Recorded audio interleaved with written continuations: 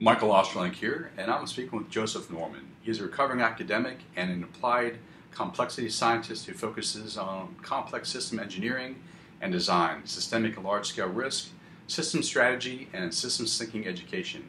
He's engaged in the pursuit of liberty, localism, self-determination, and self-sufficiency. How you doing, Joe? Hey, doing well, Mike. How are you? Excellent, excellent. So, big fan of yours and your work. I follow you closely on Twitter. And this might be a good time. What is your Twitter handle? So everyone else should follow you as well. It is Normonics, Normonics, so at Normonics. And I love Twitter, so please get at me there. Yeah, no, I'm a big fan of what you put out there, your critique of some of the things that we're dealing with as a culture, as a country, as a world. But before we kind of get into large-scale systemic problems, some of the things that you address in your day-to-day work, when did you first discover that you are a systemic thinker? That's a good question. So I grew up sort of with complex systems all around me, actually, because my father is sort of a pioneer in complex systems engineering. So he never sort of evangelized it to me or anything like that, but we always had, for instance, we had Stephen Strogat's books around, Barabasi books around. So those are some mathematicians, sort of network and dynamical systems scientists and mathematicians who have written some popular works as well. So I was always sort of gaining something by osmosis, I'm sure, but I'm not sure exactly when I realized I was a systems thinker. I guess it was sometime in college. It was actually while I was studying philosophy, I guess. I was looking at cognitive science, philosophy of mind, and some of the ideas really started to click there. And, I'm sure we'll get into it, but thinking about emergence and consciousness, biological systems, how biology is related to thinking, mind, cognition, and sort of a lot of the things, I guess, like I said, I picked up sort of by osmosis growing up, started to really click into place, and I started to see how they fit into some bigger pictures. So I guess that's when I really started to realize that I am sort of biased to think in terms of systems, and I kind of have a knack for it.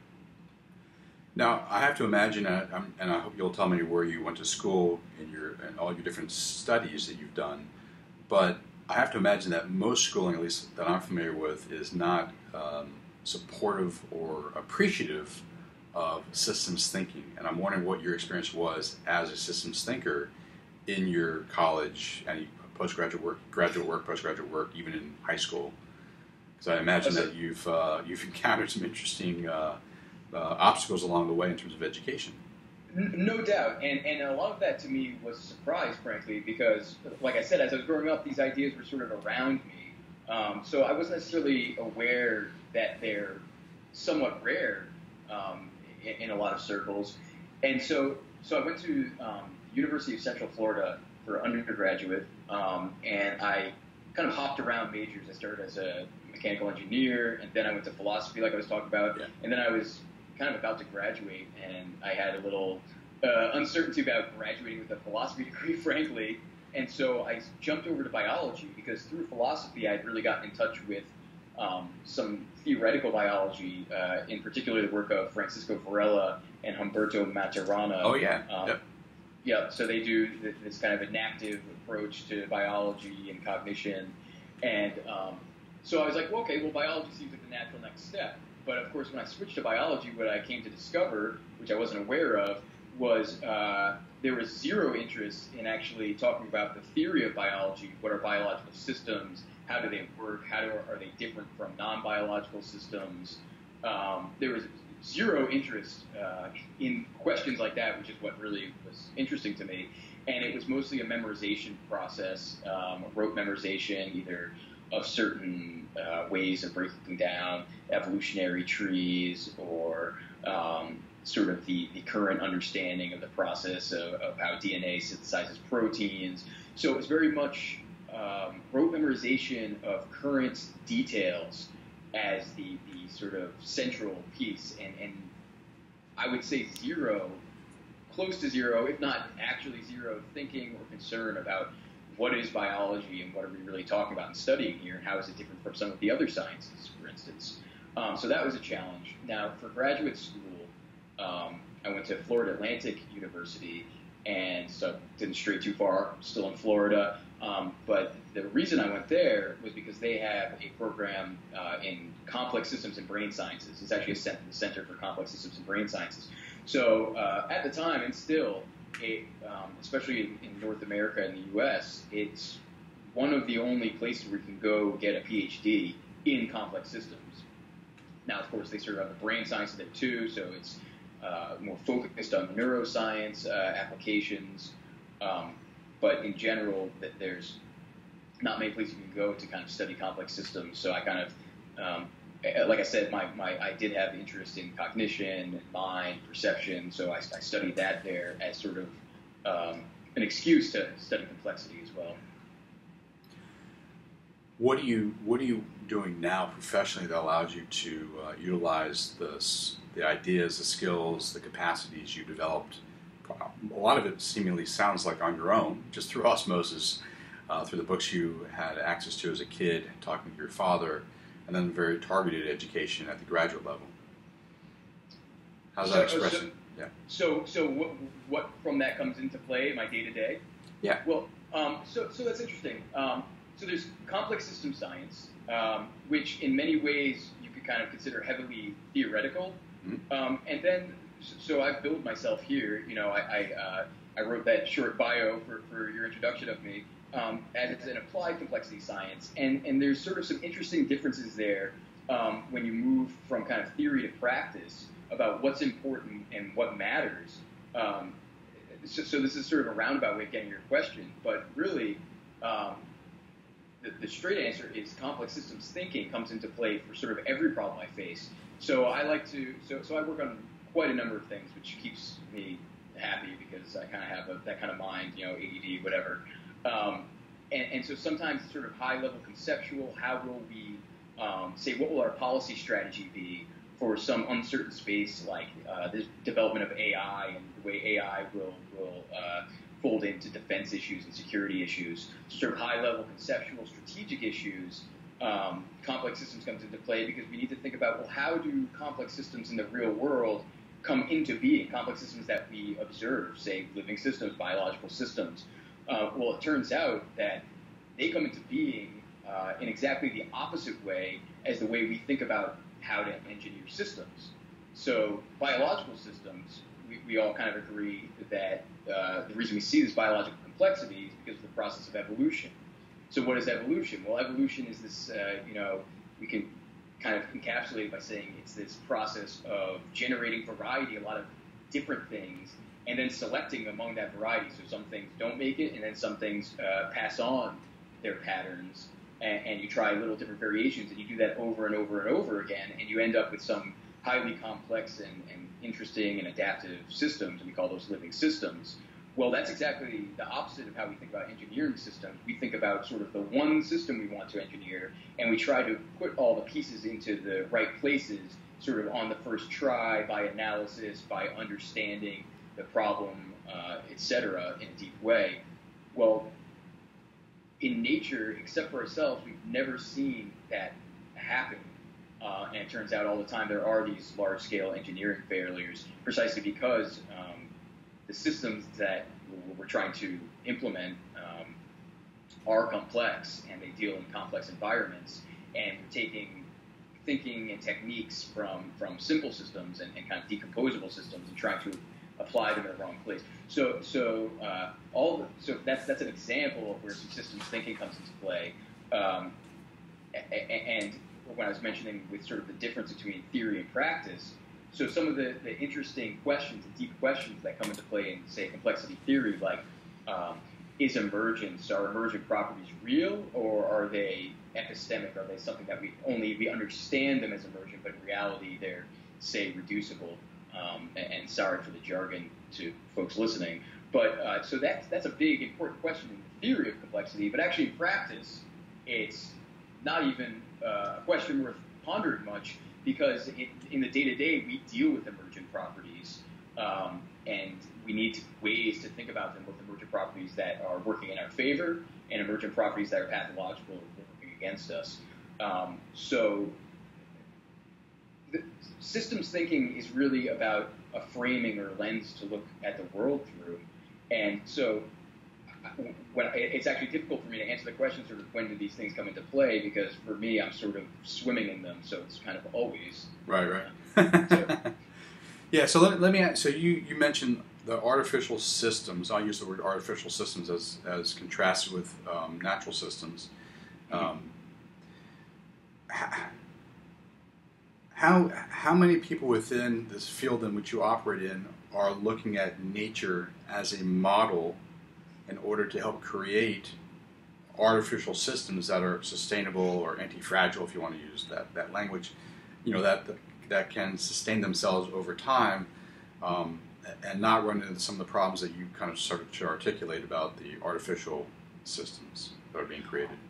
So sort of who is in that realm and what are they up to? Well, you mentioned anti-fragile, and so that's Nassim Taleg's word, obviously, and that word is, he really found a niche for a new word, and it fills a need, and I love that word, actually. Now, anti-fragile systems, we're really describing, once again, evolutionary processes. So once again, we're really looking at what does nature do and what have human societies sort of done up until quite recently, and what kinds of things last and what things don't. So Nassim Taleb is certainly one, and thinking about anti-fragility and some of the other themes. He brings up Skin in the Game is a recent book that's also really, skin in the game is something that's implicitly true in the natural world. Sort of a say, decision-making agent can't kind of get away from the consequences of its own decision until you have these human, say, artificial systems, and then all of a sudden you can decouple decision and consequence.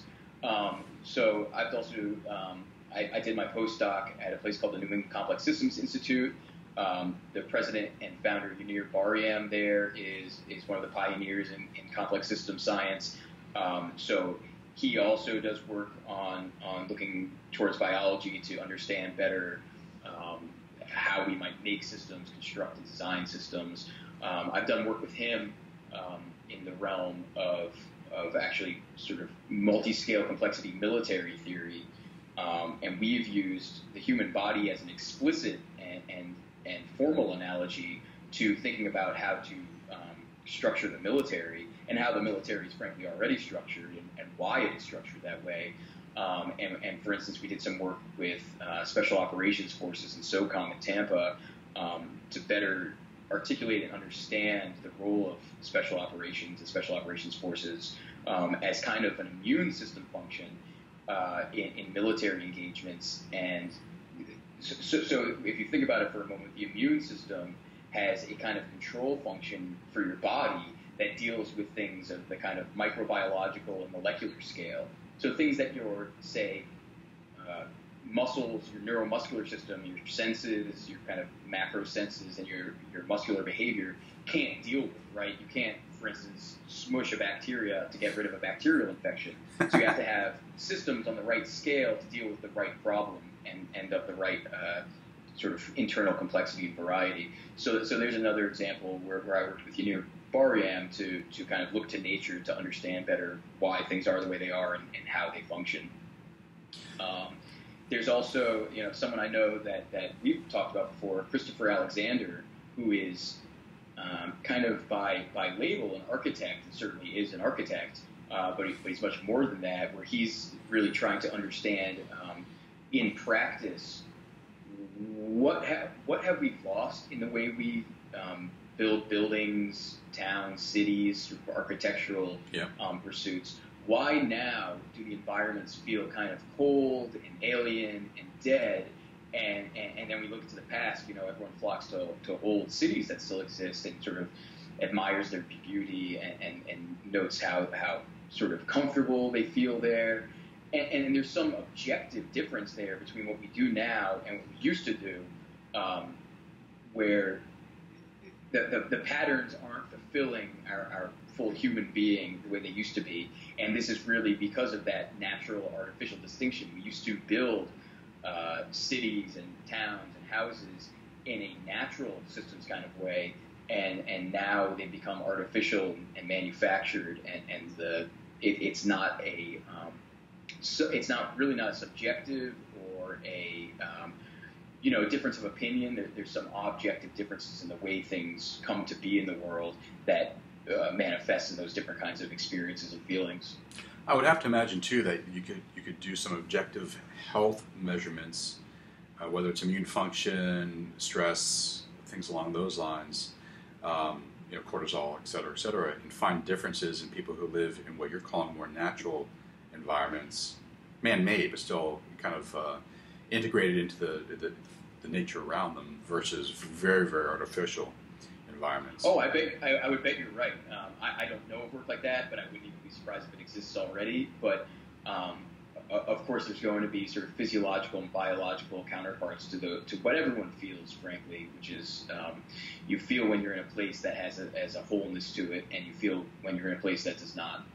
Are there people that you know of or locations that are purposefully creating cities, towns, dwellings, environments that are more integrating nature with the need for some artificiality, because we are creating structures that are not completely natural from the natural environment? Are there people that you're familiar with who are kind of playing around in that space, and how well is that working out? So I have heard of different projects where, for instance, they've taken Alexander very seriously and tried to implement on that. Now, those often have sort of different kinds of problems, some kind of socialist utopia issues. So that does happen. Now, sort of connecting, it's rare in my experience to kind of connect the abstract ideas and kind of theoretical with the practical.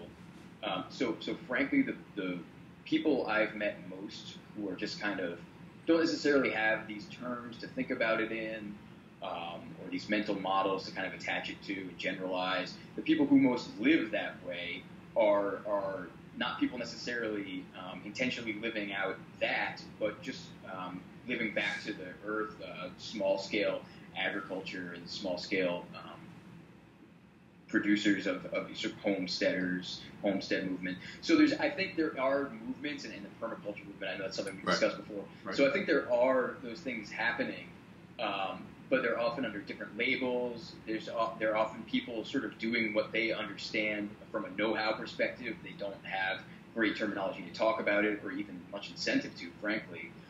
So recently, we actually moved. My fiance and I moved from Florida to New Hampshire. I grew up in New England, so it's not too startling for me. But we intentionally did move to a small town where folks are sort of in that DIY mindset. There's older homes. We moved into a home that was built in 1890, and there's a lot of small scale food production, local economy, local trading, and frankly, you see those patterns are still here, still persist, and have persisted for a long time. I think the trick is getting back to something we already kind of knew how to do, but never fully articulated, never fully made explicit. Right. You mentioned permaculture, and I think that might be a good way to compare and contrast artificial system versus a more natural-oriented system. And I know that you've tweeted about this stuff, and you've thought about this stuff, and you actually are living this stuff. Using your systems thinking, can you talk about why you would think something more of a permaculture approach to agriculture is a much better approach, and why, for humans, for the environment, for blah, blah, blah, blah, blah, all the different factors, versus what we might call corporate agriculture today, or big ag, or whatever you want to call it? Sure. So permaculture, just to say roughly, it comes out of Australia, that term, and the term came from the idea of permanent culture. Now, I'm not terribly attached to that word or that meaning, but the idea was, okay, beyond sort of this idea of how can we get to sustainability, what's going to happen if we reach peak oil, these folks started thinking about how do we become self-sufficient in a sense, generate our own needs, food needs primarily, but also sort of psychological and emotional needs, and how do we kind of integrate all of that into one big picture? Now, once again, this is really going back to what people have always done, but now we're becoming conscious of it, and we need ways of thinking about it, and as we become conscious of what we do, we need to steer ourselves away from what we learn does not bring about fulfillment, wellness, etc. So that's the basic idea of permaculture. Is how does that happen? Now some of the particulars of permaculture are, for instance, thinking in terms of patterns instead of thinking in terms of particular details. So you kind of start from patterns, and patterns of land, spatial patterns of how, say, a home interacts with a garden, interacts with a farm, interacts with a forest or an ecological setting. So once you start thinking in terms of these patterns, you can abstract a bit from any particular situation, learn lessons, apply them elsewhere where the details will be different, and nevertheless the patterns themselves are reproducible and adaptive to the particulars of the environment. Now, that kind of gets into the need for that local adaptability and the freedom to do that. So when you start working in patterns instead of specifics, you open up that room for that local adaptation, that those sort of small scale but locally relevant variables that systems need to adapt to function well, that any kind of central controller or control system won't be sensitive to. And so there'll always be kind of friction there when you have systems that have local details they need to respond to, and systems, centralized control systems or planning systems that don't have enough bandwidth to respond to all of the myriad of different local details that need to be responded to. Now, moreover, and into some more particulars, permaculture and other, say, organic farming methods, agroecology, there's a whole host of kind of terms that are coming out now. But the basic idea is rather than kind of engineering an artificial system that is idealized to kind of fulfill the functions of an ecosystem, for instance, taking industrial nitrogen and saying, well, plants need nitrogen, so we'll fertilize them with this, dump it all over the land, it runs into the water, you have algal blooms, right? So the idea is, instead of trying to one-up nature, we're just trying to kind of constrain or judo or kind of channel nature, things that are already happening in the natural environment, for instance, composting, into useful flows that we can then leverage and use. And so, I mean, a permaculture farm, for instance, you might look up a fellow named Mark Shepard, who has really had great success using permaculture techniques and even becoming economically viable and all of that, can not only not be a sort of detriment or stressor to the environment, it can actually enhance the environment, increase local diversity, integrate well into the local ecosystem, not disturb it. Now, these sort of large-scale top-down engineering approaches, sort of industrial ag, when you behave on those scales, on those massive scales of action, sort of, here's one seed, now let's spread it across Earth, and every corn plant will be a clone, you need to expect the side effects to be at least of that scale, if not greater. So really, this small scale thing, this is not just sort of a nicety. There really are issues of unintended consequence and side effects when we take large scale centralized action at the global scale, for instance. It should be no surprise to anyone that the consequences, especially the unintended and unanticipated ones, are also of that scale. So we start generating these cascading crises across the whole globe. It starts to run away from us. There's kind of no hope of figuring out the causal paths that are now related to the interdependent cascades. And so we get ourselves in a really big mess where what we were really seeking out in principle were efficiencies from standardization and homogenization. But all of those efficiencies are really undercut in the long run by all of the negative unintended consequences we face. You know, it strikes me, you use the word command and control, and it seems not just agriculture, but most, if not all, of our various sectors in industry are organized around kind of those industrial principles, efficiencies, effectiveness, without long-term thinking, understanding the long-term consequences of doing such things, even in education, healthcare, food production. Are you seeing a shift away from this kind of industrial-like thinking to more post-industrial, or I don't even know what term you might want to use, in a wide variety of different areas, not just agriculture? From my perspective, what I'm seeing is a real bifurcation. So there seems to be simultaneously an intensification among a certain sector, say, of the idea that these industrial sort of mechanized, large-scale, centralized solutions will be what kind of fixes the world, fixes our problems. So there seems to be an intensification of that belief, and certainly on the action side, it's becoming more intense as people gain the tools to scale up, the tools to do things at a larger scale. But at the same time, there does seem to be this emergent culture and set of cultures that are all kind of having the same kinds of insights about the difference between artificial and natural systems, the recognition that because humans create something doesn't necessarily mean it's an artificial system. We're part of nature. Now, we can make artificial systems, and maybe sometimes we should, but it's not necessarily the way we have to operate. So there does seem to be this simultaneous emergence of both, and maybe that speaks to some degree to the political polarization we're feeling right now. But I will say that's interesting that, we're often kind of trapped into this left-right dichotomy when we talk about politics, but this idea of localism seems to kind of bust through that dichotomy, where what you find is these sort of very honest and well-intentioned, say, people on the left who are really looking at things and thinking about what we need to do differently, and as well as those same kind of people with similar values, but they find themselves on the right. Well, they kind of meet actually at localism, where it all of a sudden the left and right doesn't matter as much. We're down to such a scale now where the relevant variables become much more kind of intimate, personalized, nuanced, and people can kind of get out of their ideological boxes and start actually becoming pragmatic. So I think there is sort of, from large-scale political discourse, there is kind of a important difference between those who kind of want to scale things up, centralize things, and those who want to decentralize things. And there might be some correlation there, left and right. I don't even want to try to guess because I'm not sure. But importantly, when you get down to localism, what you find is a lot of those, frankly, more artificial differences kind of disintegrate and aren't there.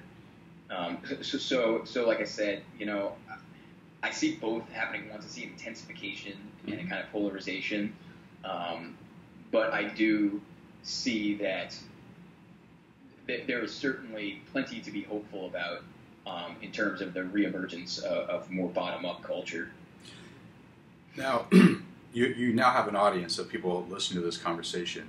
For people who are interested in slowing down, preventing, stopping the intensification, or at least creating space from that intensification, as you discuss it, for this new series of cultures to emerge, so they're not snuffed out, basically. What steps would you recommend that anyone could do in their life to be more cognizant about the need for this kind of cultural space and to support its growth and development? I frankly think it couldn't be more simple, and that's probably what's most difficult about it. For me, I can say that part of my personal kind of transition from a sort of standard way of doing things, sort of, go to the grocery store, pay the rent, this and that, was actually beginning to compost.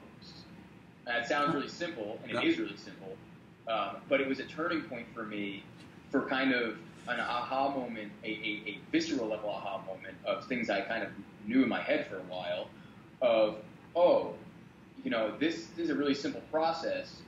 I also am generating orders of magnitude less trash. Also, what I usually consider trash is actually treasure and useful to me. And it couldn't be more local than this. And especially when you link it up with, okay, now if you start gardening, now your compost is coming from your garden, and your compost is going back into your garden. You start to close these loops that couldn't be more local.